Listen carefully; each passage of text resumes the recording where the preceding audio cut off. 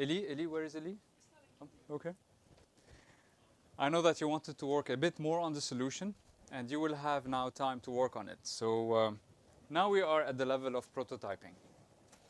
So what we did before, we went for quantity, we went wide, and then we converged back in step 9 by combining all these different ideas. But now your idea is still on paper.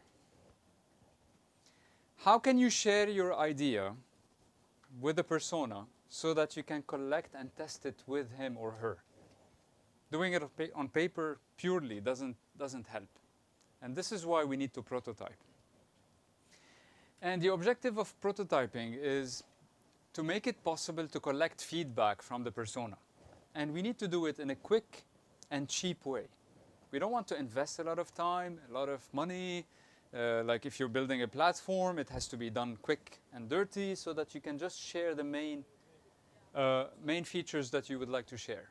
Okay? And the notion here is that we need to build the idea. So we want to go beyond papers. And that's why you have all the material in your rooms, so that you can actually build your idea. And this representation can be done differently, and now we're going to focus on some tips of how you can prototype.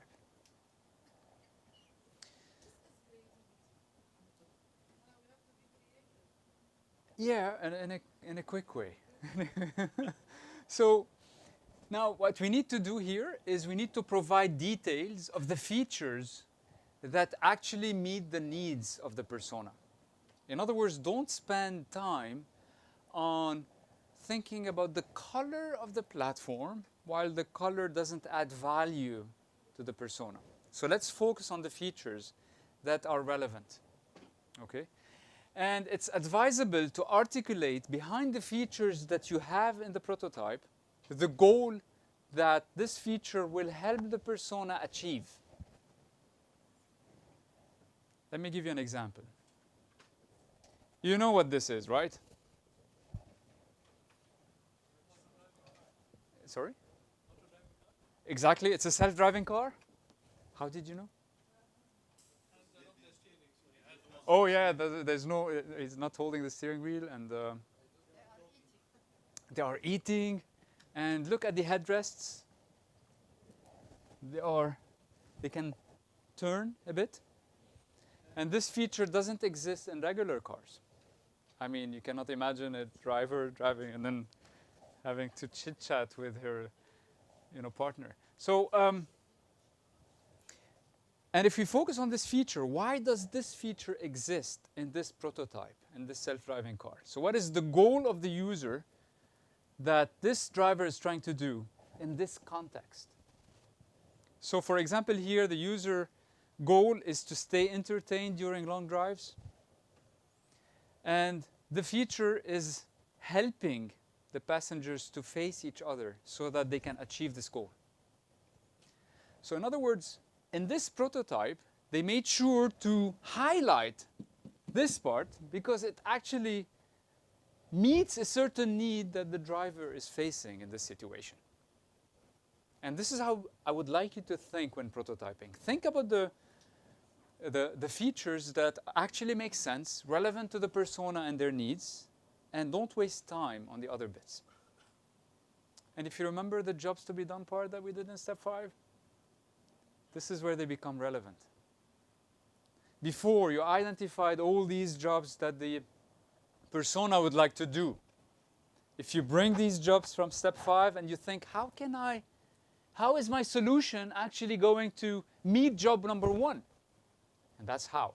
I created a calendar that will help achieve this job.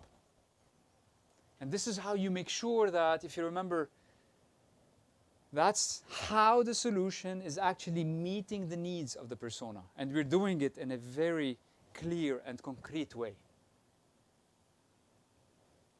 Now, let me show you some examples of prototypes. Here we've been doing this activity with different groups. Here we have a medical doctor trying to find a solution for glaucoma patients. So he used the design thinking methodology. And here, this is a prototype that is being tested on a patient. In this case, they came up with an innovative solution to drop, the medicine needed on a certain interval. So they were testing it here. I don't know if you know Takabar. It's a Lebanese startup, the healthy bars. This is the bar. And here there was a team who was redesigning the packaging of the Takabar. So this healthy bar has a certain packaging, and they were redesigning it. Here we have a team who's doing a recycling firm platform to recycle different material, and they were creating it this way. And here they were developing an online platform for clothing. So they focused on the features of the online store in this way. That's another example. If you're developing an app or a mobile application or a website or whatever, you can have different screens to showcase the features of the app. Like that's a meditation app, so you can, this is the home screen, and then you click on begin, then you can control the meditation length, and then you can control the voice, the background sounds, the time, etc., etc., and then you can share your experience. So if you have a website or an app, my advice is use large screens like those to show the first screen by pinpointing and highlighting the features, and then use another screen for another one, another sheet for another screen. Okay? So that's one way that you can quickly develop the prototype by highlighting the features that you are introducing. That's another example by drawing. That's the GoPro camera. There was a new version that was coming up. And as you can see here, they were helping the user focus on the changes. Like, for example, here, this new version has a small radius. And then, as you can see, they are using arrows to show the rounded corners, or it has an angular shape at this level. So these are quick ways to redesign a physical product at this level. And that's another example from Nike. They were trying to redesign their offices. And one of the major problems that they were facing here, the personas were facing, was the noise problem. So in this solution, they are coming up with an idea to redesign the inside of the walls. And they are using a special material, colored material. And they used a zoom in feature, as you can see. It's done manually. Like that's a macro view of this part. And they were explaining that it has a loose knit.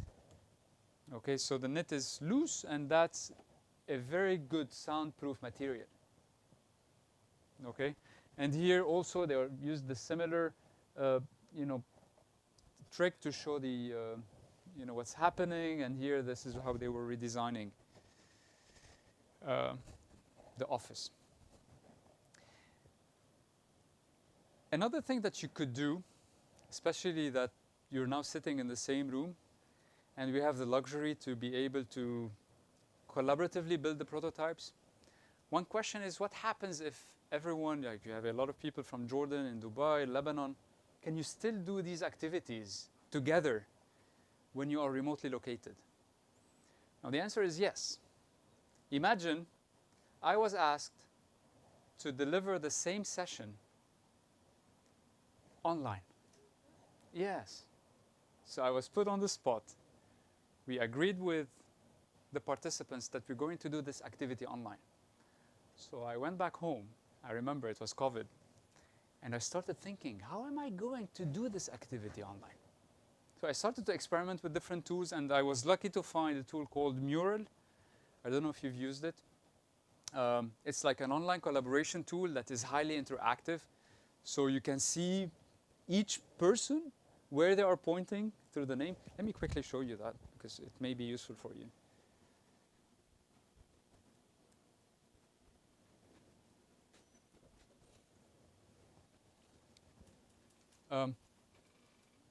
You see, it's like a white canvas. Now you can do it in Microsoft Teams as well if you have it.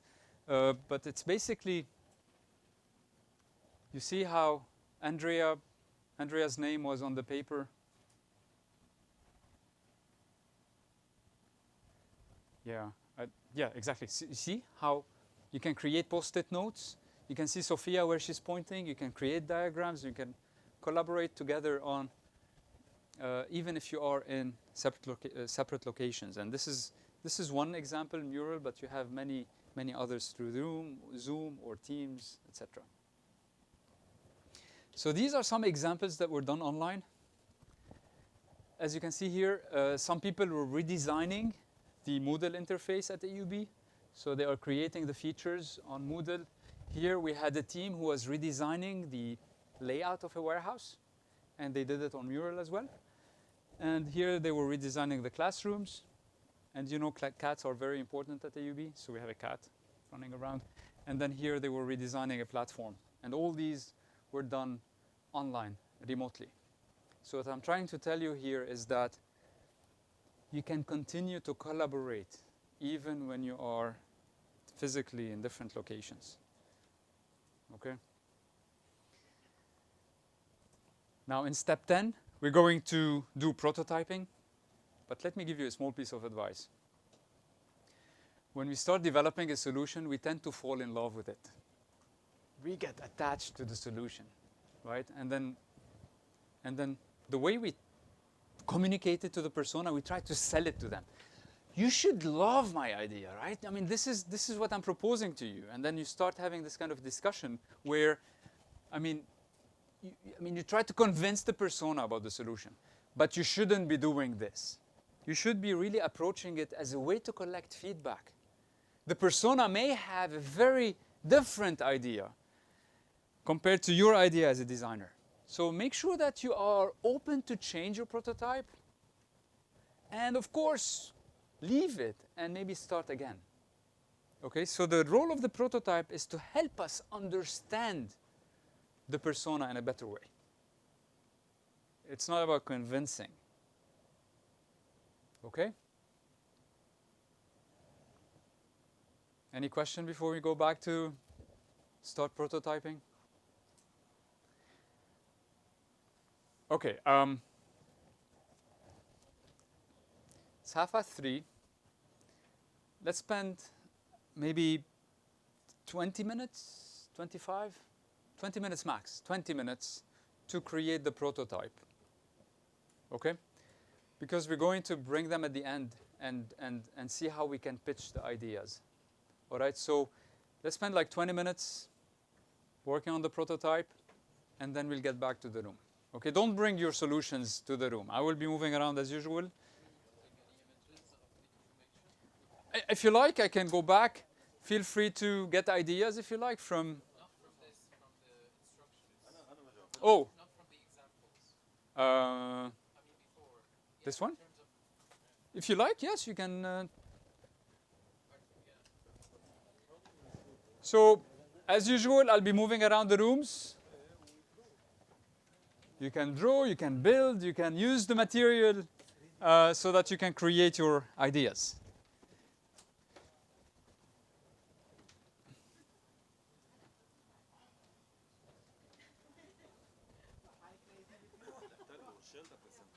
Yes, yes. The presentation, the recording, كله. You're welcome.